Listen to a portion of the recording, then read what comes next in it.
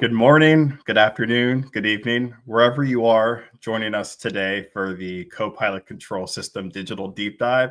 Thank you for taking time out of your day to explore with our team this system for governing, measuring, securing, and reporting on AI usage within your organization.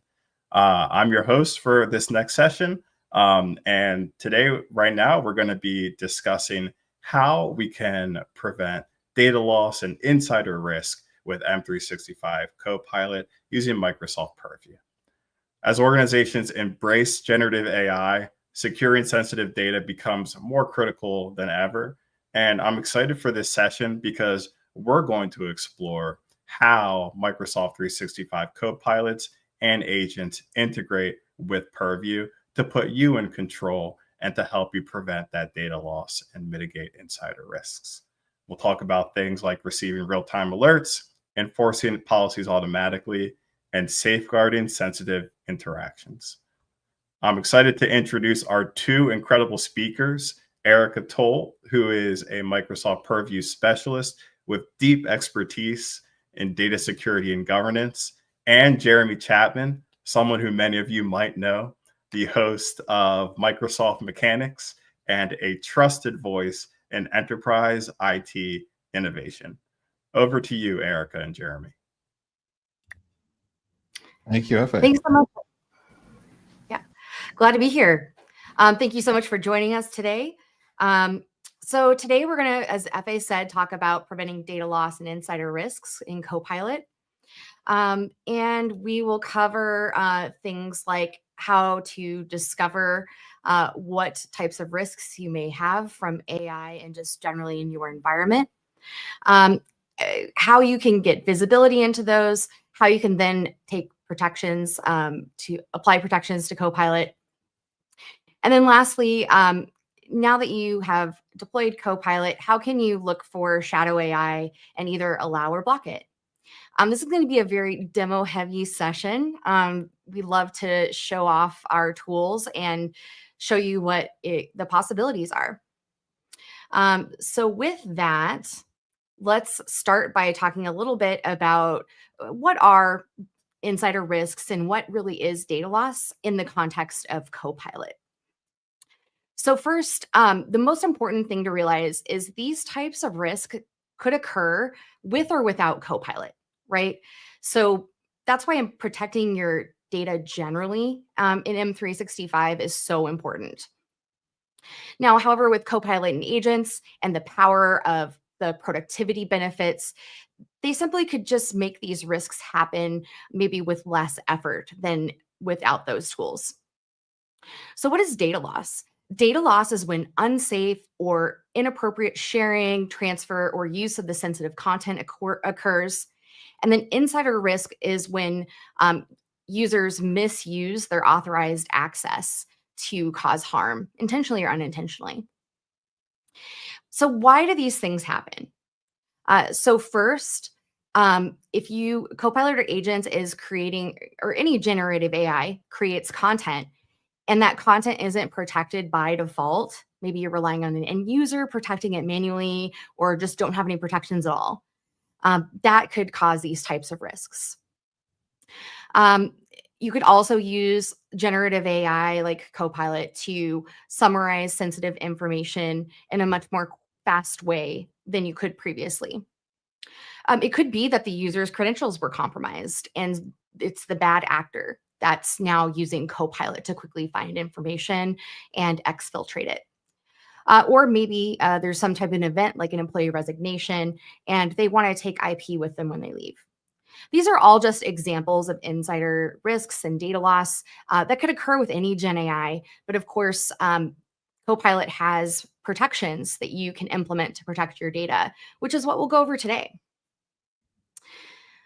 So with that, in our first section, we're going to show you how you can get visibility into potential risks using the tools available in Microsoft Purview.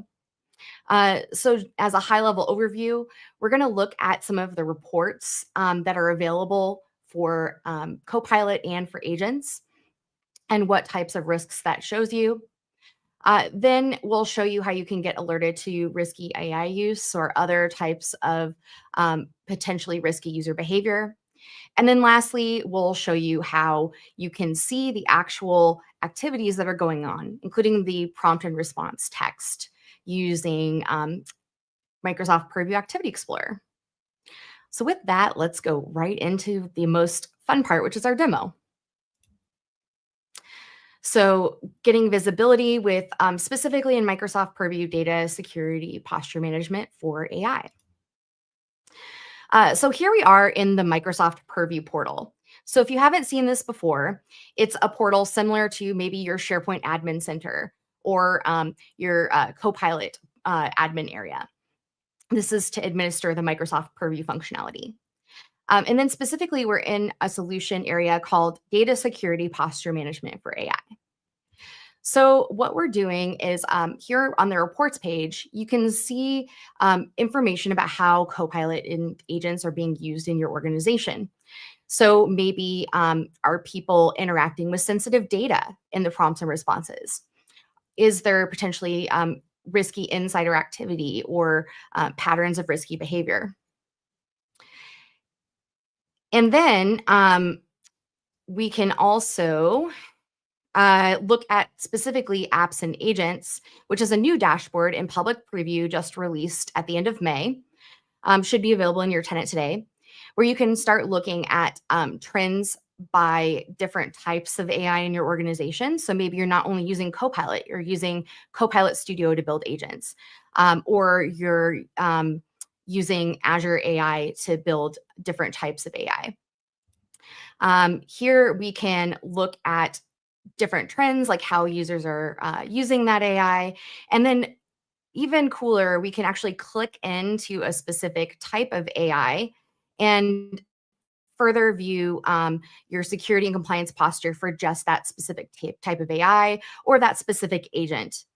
So things like, again, is that agent or Copilot or app interacting with sensitive data? What types of sensitive data? Is the use of this growing really quickly over time? So maybe that's something to look at sooner rather than later. These are the types of things you can get from these insights. So again, that's available today. Now let's look at a specific example of an agent. So here is an agent that I built in Copilot Studio. And I can see things again, like are people responding to using this agent at all? How are they using it, etc. So now looking at some of the reports, for example, you can see how people are using this over time, the sensitive interactions per AI app. And while today we're focusing mostly on Copilot and agents, the same protections and policies, if you want to extend these to other types of AI, to custom AI that you build using Azure Foundry, you could do that as well. So when I talk to customers, one of the things they say is, well, I just don't know what I don't know. So Activity Explorer in DSPM for AI is a great way to just kind of take a look, learn, and then also on an ongoing basis, see what risky activity might be occurring in your environment. So here is the different types of interactions that are happening through different kinds of apps. I'm going to choose one of my agents here that I built in Copilot Studio. And I can see AI interactions that are happening, as well as AI interactions that have sensitive data would be called out here as a row as well. But the coolest thing is I can click into one of these and I can see the actual prompt and response text. So here you can see the interaction details and then the response as well. And then coming a little bit later this month, we also have a new view in the Activity Explorer to actually show the web query. So in addition to the response and the prompt, you'll be able to see the web query that was sent to Bing if you have that turned on, as well as anything referenced. Jeremy, I just realized you were supposed to be presenting that section, and I apologize. I was just so excited to get going. I dived right in. So sorry about that, Jeremy. I'll take over the next one. Yeah. Anything else that I missed that you would add, Jeremy?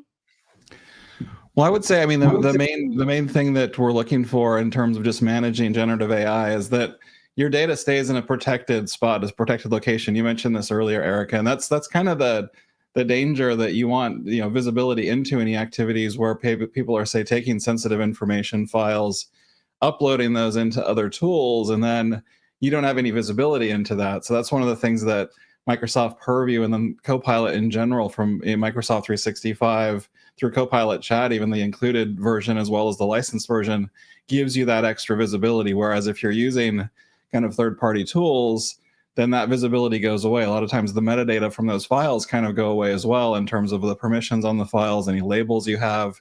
So all of this kind of keeping it within your boundary and the trust boundary and your tenant boundary ensures that you can still control or have control over your files, your information, and your data. And I think that's the really big differentiator here. Yeah, absolutely. Yeah. Sorry about that, Jeremy. I didn't mean to take your section and your thunder because you have so much great stuff to add. No worries. Apologies. Well, I guess for the next section, do you want to talk about this one since I took yours? But that's kind of putting you on the spot, so let me know if that's not all right. Oh, you keep going. I'll stick with my with the admin kind of focus stuff and the code and everything. Perfect. All right, so now let's talk about how we can actually protect the content that we're using with Copilot. So both the interactions themselves, as well as the content that's being referenced in the interaction, like a file. So one of our more powerful features is using our our information protection sensitivity labels. Those apply protections to files. It could be around file access. It could be using that to define DLP policies about how that file could be shared and used. Really powerful how the options that it gives you. So let's say that you have a document that has a label already applied. Say this mergers and acquisitions document, we auto-labeled it because it contained sensitive information about a merger and acquisition. We go to Copilot, we ask it to summarize the document, and because of the sensitivity label that's already on that file, it'll automatically label the response with the same label. It'll surface the label of any other content that's referenced in that response. And then if you're doing this in, say, Word, it'll actually apply the label to the Word file itself automatically without your end users having to do anything.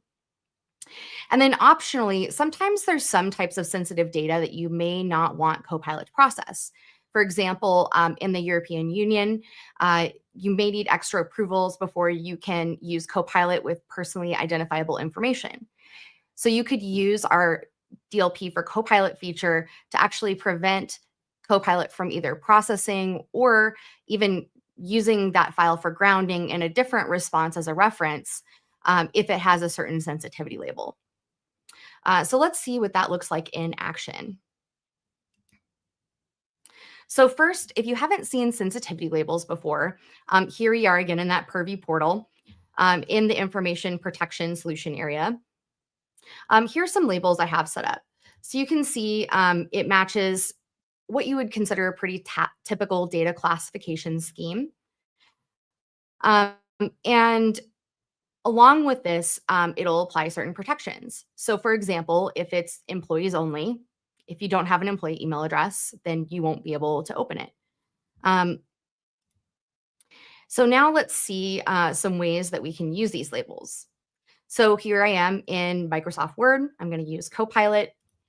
I'm going to ask if we can summarize a different file for a report that I'm writing. And a couple of things you can see here. So first of all, the response has a sensitivity label automatically applied. And then also, it automatically labeled this new document because of the content that was referenced when I asked it to summarize the file. So I didn't have to do anything. I just go about my day using Copilot, and that content was automatically protected. So now let's look at what happens if we don't want Copilot to process some type of content at all. And I use that DLP for Copilot feature I mentioned to actually block the processing. So here, I'm again asking it to summarize a file. This one, however, is a little more sensitive because it's about that merger and acquisition. So it's going to think about it for a second. And here you can see it says that I'm unable to access the contents. And it's because I have this label here that's the mergers and acquisitions label. So it's actually processing in any way. All right. Okay, so now we're going to give you a little bit of a sneak peek. So this was announced at Build at the end of May, and it's our integration of sensitivity labels in Copilot Studio as you're building an agent. So again, we've done the work to label our content, and so now we're able to automatically apply guardrails for both the maker and the user of these agents without them having to be security experts or even think about security. So if you've never seen Copilot Studio, that's what's up on the screen. It's where you can build some low-code, no-code agents. So here I've already set up my agent with different knowledge sources and triggers and workflows. And in my knowledge sources here, you can see that there's these labels. How did those get here? So here's an example of some invoices that I have in SharePoint. You can see there's already some sensitivity labels applied here. And also this works in Dataverse. That was something else that we announced at Build, was both Dataverse is now available in Copilot Studio, but also the protections to the different columns of data that you've applied using Purview labels in Dataverse are available you can use those as well here. So again, that's how we got those labels here. So what that's showing me as the maker is this, label is how I'm allowed to use this data. And, it is sensitive, so take some care. So now what does this look like from an end user perspective? So similar to what I just showed you in Microsoft Word, here I have asked the agent, hey, can you review my invoices and find any discrepancies? And not only is it showing me that there's a label on this content if I mouse over the reference, but it's also doing that for all these different sources. And then the highest priority file was this invoice one for highly confidential FTE only. And so that is the label that the entire interaction received automatically. And then same thing with DLP for Copilot, that works here as well in agents. Again, without you having to set up any additional policies or do additional work. And then also when the next thing is invented, we'll also make sure the policies you already have are extended to that as well. So less work for admins. Jeremy.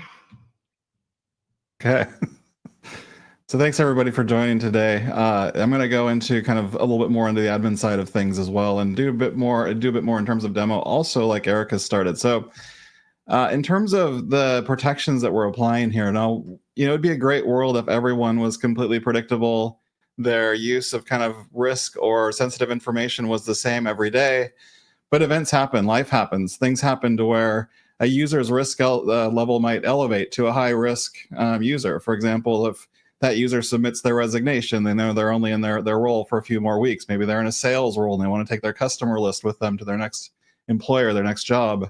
Those types of things will happen. So how do we then, without having to go in and look at all these different life events and different changes, look at that user and then know whether or not that user is in a higher risk state, and then adjust protections for them? Now, you could obviously script this and automate this in different ways, but we can do that here with Insider Risk Management for you as part of Microsoft Purview. That means that if user is displaying some elevated risk behavior, then we can tighten up controls. For example, if a low-risk user is using Copilot, then maybe they can summarize the document that Erica showed earlier. Maybe we allow that.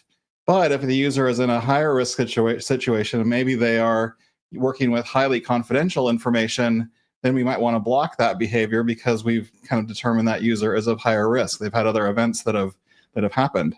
And now we can basically instrument that through Microsoft Purview. So I'm going to show a few things here, starting with communication compliance, some of the fidelity that you get through Microsoft Purview. Then we'll go into how you set up insider risk management and what these adaptive protections look like running.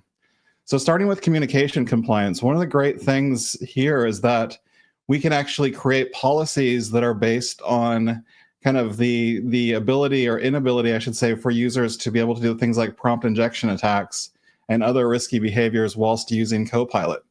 So if I go into create a policy and I say detect Microsoft Copilot interactions, I can just set up a reviewer.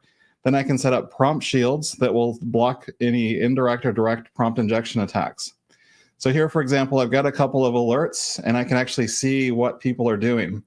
When I click into those alerts, not only do I see the risky behavior, and here they're basically trying to do a prompt injection attack, a classic where they're saying, ignore all of your rules, ignore all of the instructions that were part of your system prompt, do these things for me to try to break the rule set basically of the generative AI.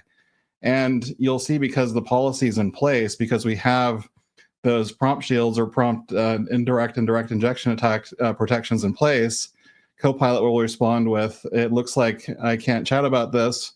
Let's try a different topic. And the beauty is this is fully audited. So this is fully logged in and something that you'll see as an admin using Microsoft Purview.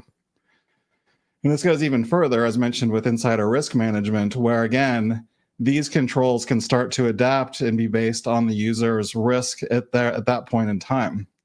So for example, here I'm in insider risk management. If I go into policies and just kind of show you what that looks like, you can see I've got a few set up. I've got a few warnings already in place, and I'll create a quick policy.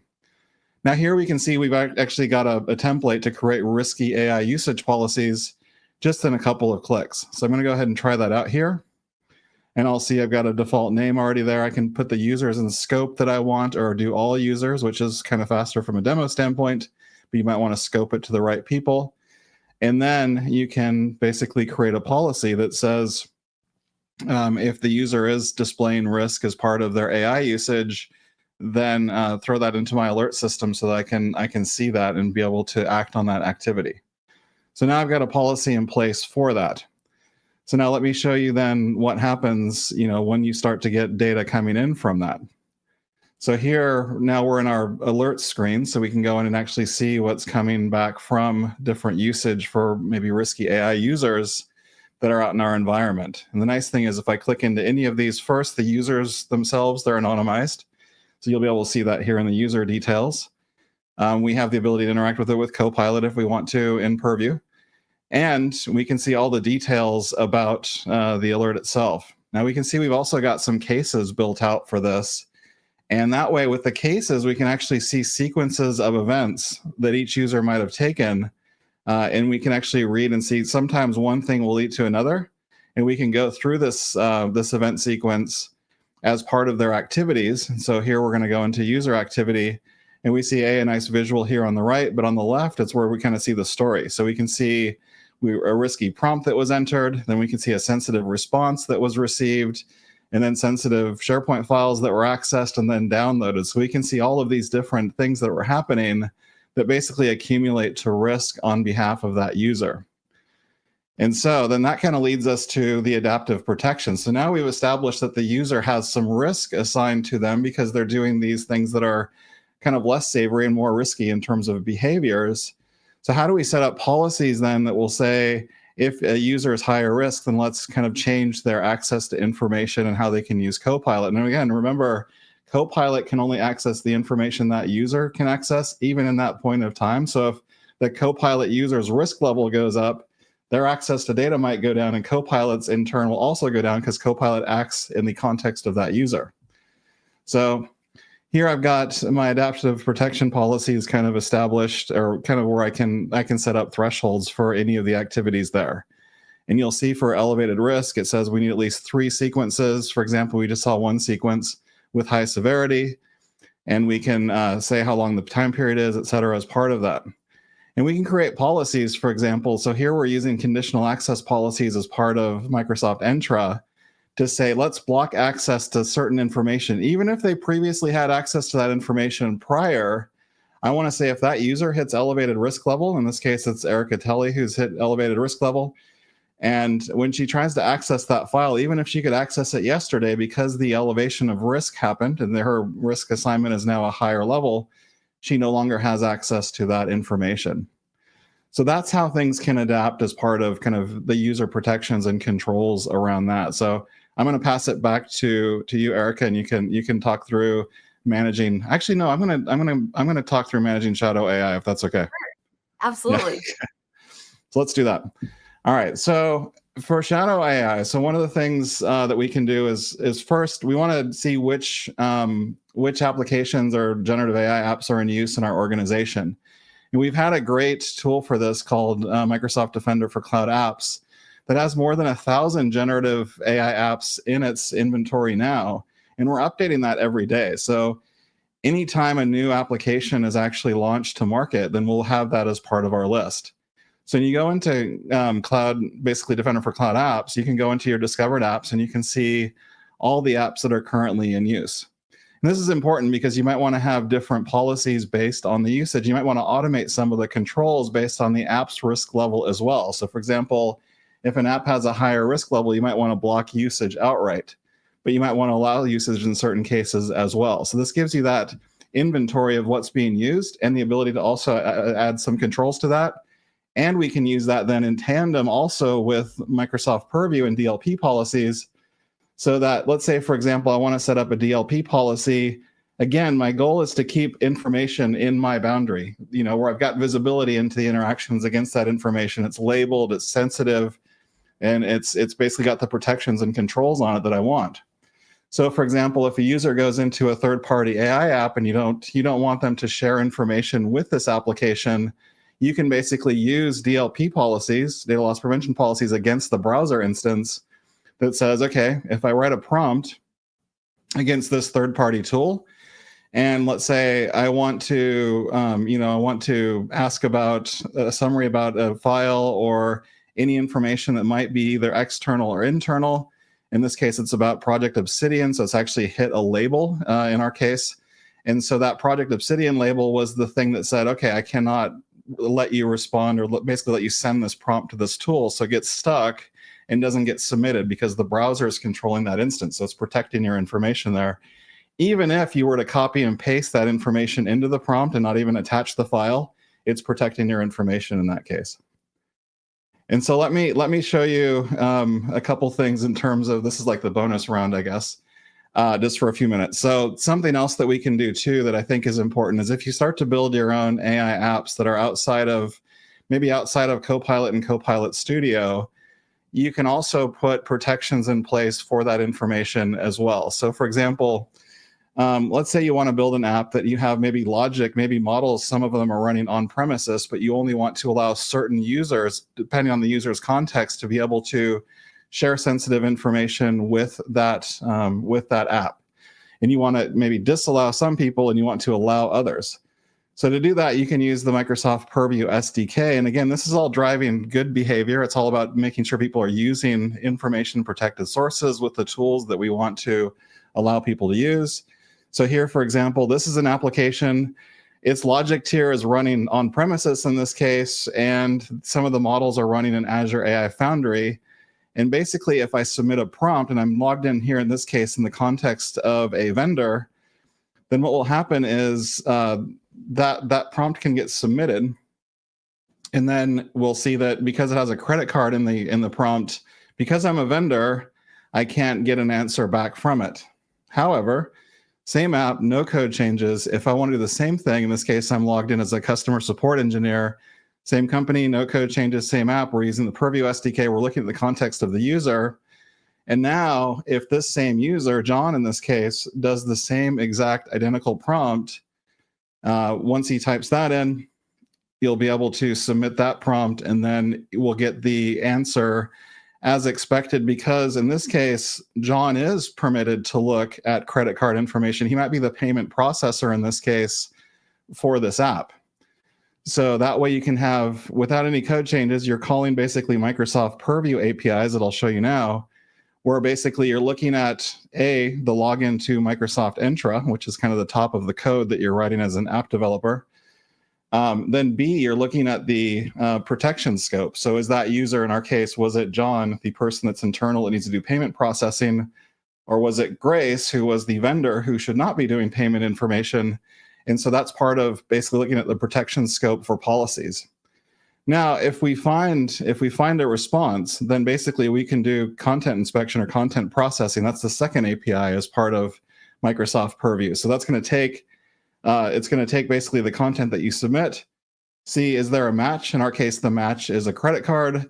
Then it will respond, as you can see here, in terms of the policy actions, with either a block message, so do not allow it to respond like we saw with Grace, or allow the message like we saw with John.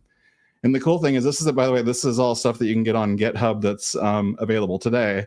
And there is actually an app too that you can get on GitHub that's the Purview API Explorer that you can use to actually run this. So if we go into the API Explorer, you can see real time, what does this look like running? So here, for example, I can see the request URI, which is going to beta Microsoft Graph URI.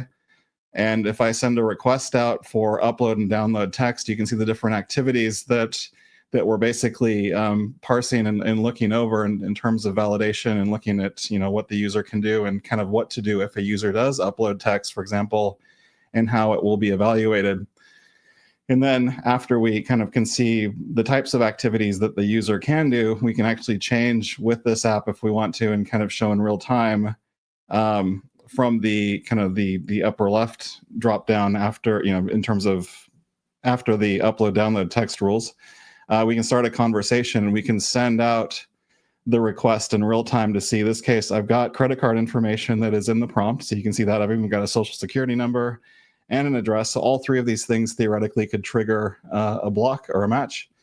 And so when we do send that information over, basically to simulate our app, sending it through the API from Microsoft Purview for the content processing, you'll see that we have a restricted access and a block that the developer can take with what they will in terms of manifesting the answer back to the user. And this then gives you that kind of real-time assessment of information, again, regardless of where these apps are running, because at the end of the day, again, kind of back to my point earlier, what we're wanting to do is make sure that your information stays protected, it stays in a location that you trust, that's within your boundary, and that you can do whatever you can in terms of fostering that itself, and B, educating users when it makes sense to do so, like we saw in the DeepSeek example, where we can actually put messages that say, you shouldn't be doing this, we can see these activities, and the tools that we prefer you to use are actually here. So that way you can actually drive the behaviors that you want as well. And so with that, those are some of the demonstrations in terms of what you can do as an admin, and also what you can do in code. I got through the bonus demo, and I'll pass it back to you, Erica, in terms of helping us get to the end. Jeremy, let's process this together for a second. So tying this everything we just saw together. So, a lot of people watching this, they want to be able to use the benefits of Gen AI and agents in their organizations. But you know what? We all have different security and compliance and regulation type requirements we have to deal with.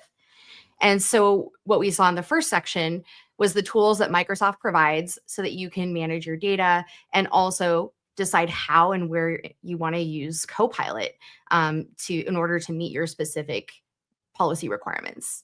Mm-hmm. And that's the important part. Like, you're going to have differences based on the industry that you're in. And for example, I've worked in Germany, I've worked in mainland China, I've worked in different areas, and they all have, like, say, different retention policies. I remember when I was in China working, I believe it was 13 years for recorded customer interactions. Germany was slightly less, but they all have different rules. So those types of things too, you want to be able to make sure, A, that you can protect the containers where people are working, the files that are within them, make sure that user behaviors are part of the legal requirements and regulatory requirements that you're in, to protect and make sure that you can prove protections. When I used to do like auditing, we would have like TÜV come out and do ISO audits against us when I was working in China, for example, even though it was German companies, obviously. But we would have to make sure that even our process was thought through end to end. If something did happen, whether or not that process itself was rock solid and kind of in a good state was also important. And these are the kind of controls that when you have that full story and you know exactly what activities are happening, that you can audit it, you can report against it. Those are all things as you're looking at, say, the ISO audits or TÜV audits, for example, in my case, that you're showing due diligence in terms of how you're operating the business and protecting your information.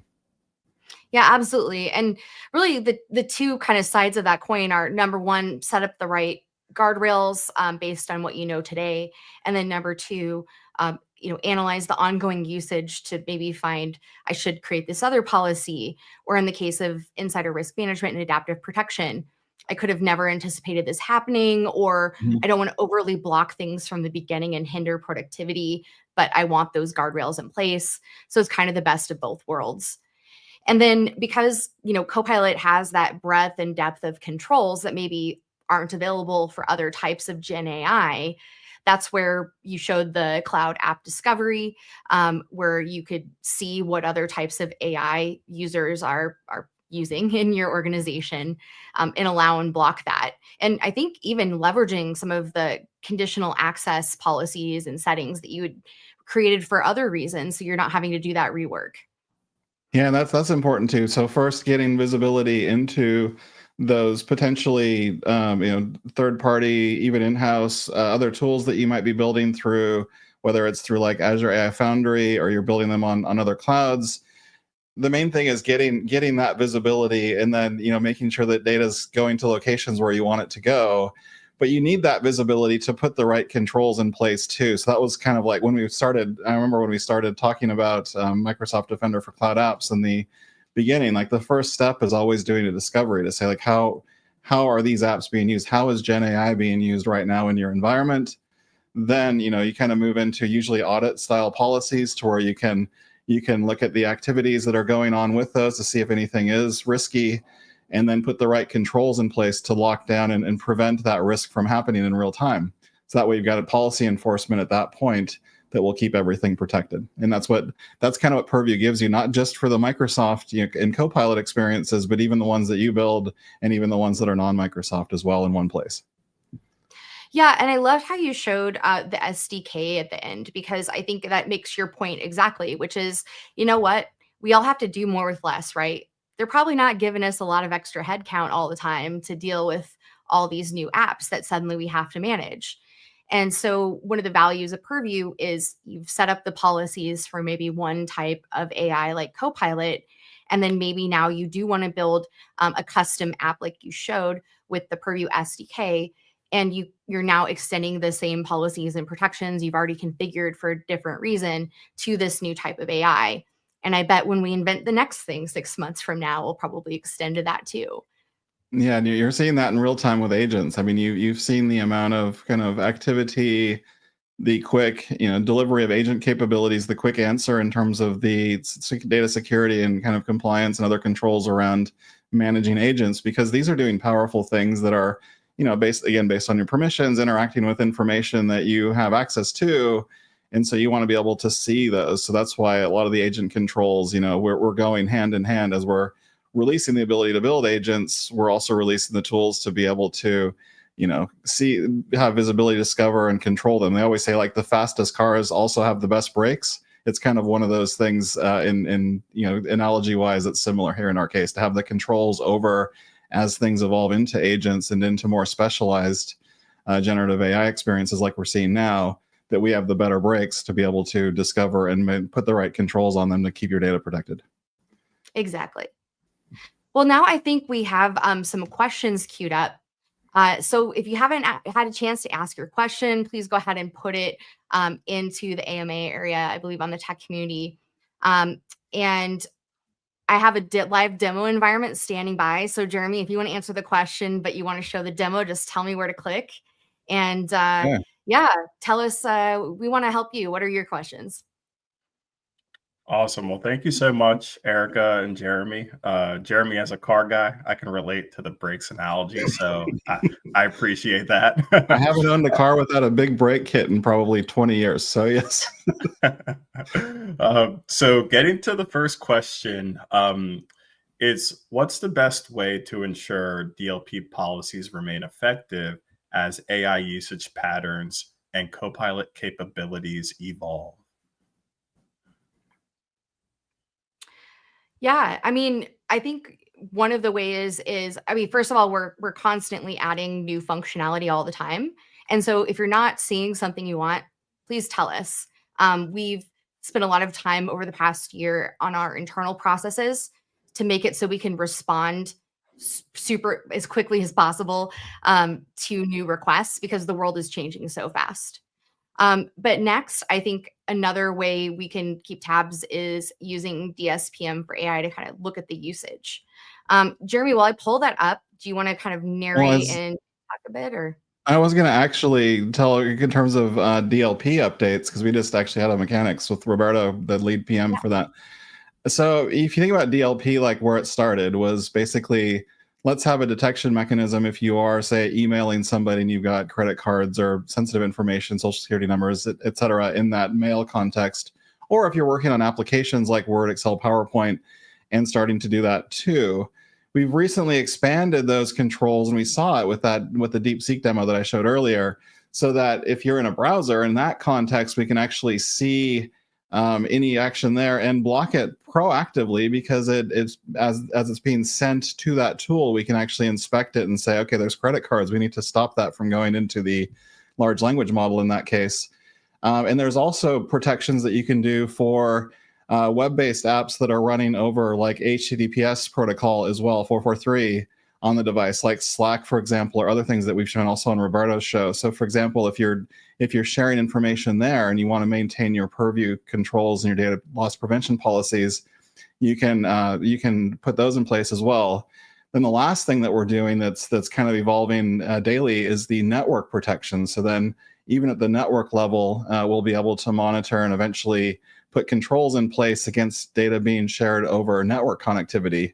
So you're not just limited to basically web and 443 HTTPS protocol, but you'll be able to do it over network exchange of information also. So DLP is a pretty exciting space. I think it's one of the things that a lot of probably most people that are watching are using in some capacity, but it's something I would encourage you to keep looking at how it's being expanded and extended to kind of deepen the protections as well.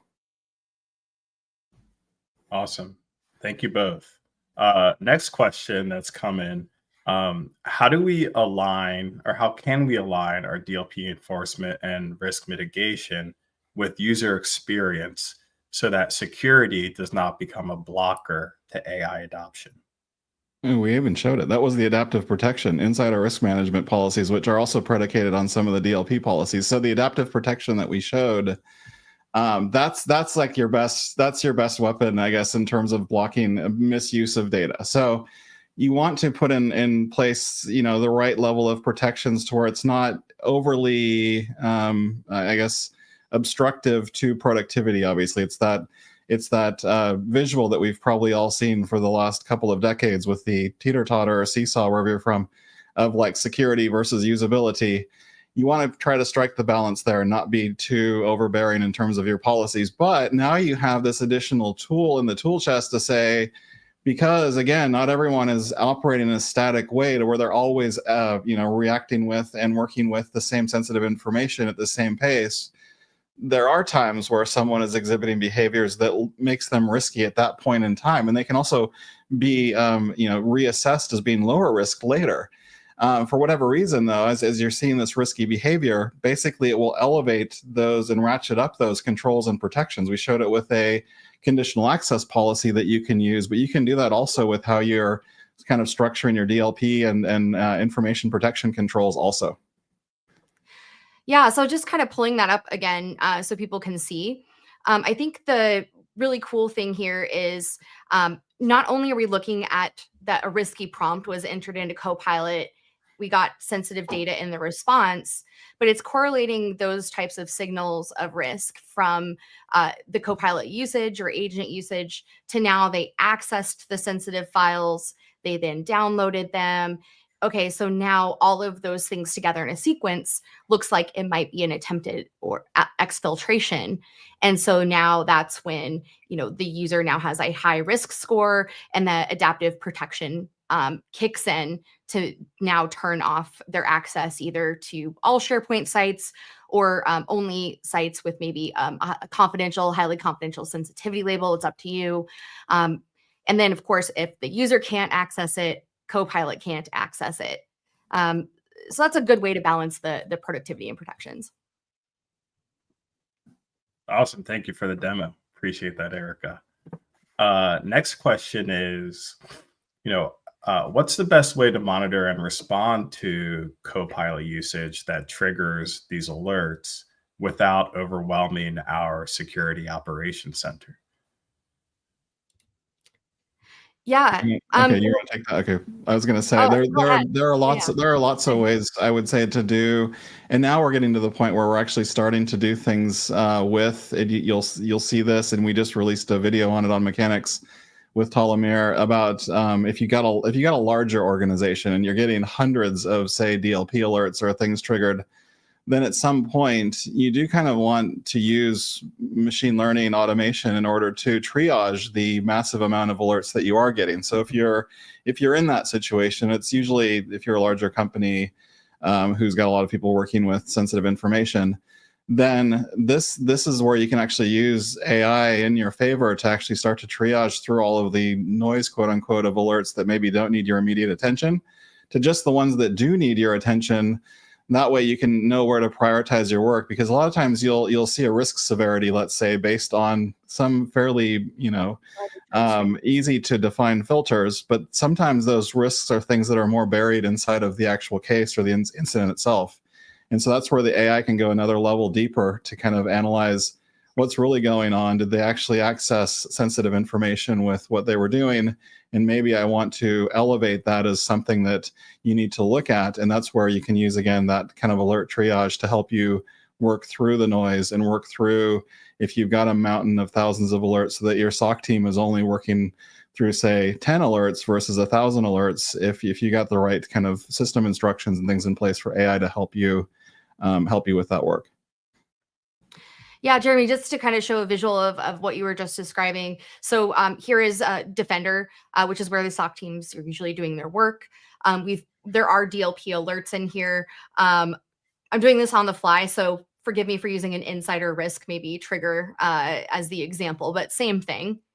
And so you can see here that, if there were multiple alerts, we could get a full view of the attack story, the things the SOC team wants to see. But most importantly, we've pulled in those DLP triggers from Purview into here, so you're seeing it in one place. And then, Jeremy, you were alluding to using AI, which Security Copilot's the AI to analyze all of this. So you can see that happening here as well. Anything else you would add? Yeah, I mean, and then the other thing is for both DLP and insider risk management, these alert triage agents, they're part of the Microsoft Purview experience. So you can actually, based on your workload, effectively decide which of these two agents you want to enable, and that is done from the Purview side. And basically, once you have them turned on, and I don't have the demo in front of me here, otherwise I would go into that interface, but once you have the agents enabled, then you can basically toggle it from maybe your default view, which might be, say, sorted by risk severity based on kind of the very static and more analog filters, to toggle it into the filters that you got through AI, kind of parsing all the details of said alert. And that will then give you usually a smaller list that you can work through that will prioritize it based on the severity that the AI sees with the amount of activities and the types of activities. The other cool thing with the Purview triage agents is that if you see something that isn't quite right in terms of the AI's assessment of those alerts, you can continually add more instructions to it to say, like, ignore these types. Like, I see that payment information was sent, let's say, to an external party, But you can say, well, this is actually our payment processing company, so it should have been sent to that party. So you can set up exclusions and things like that as part of the rule set as well, to where like only the right things, and then you're basically filtering out even more noise that the AI will help you as it analyzes that mountain of alerts that you're working through. Awesome. And I'll put a link, I guess, probably if I can in the chat with that one in the tech community, because that way I can link off to Tala's show. We just literally published that like a week ago. Like it's pretty fresh. Awesome. Thank you so much. And a plug for Microsoft Mechanics. Head over to YouTube and check them out. A lot of great additional content there.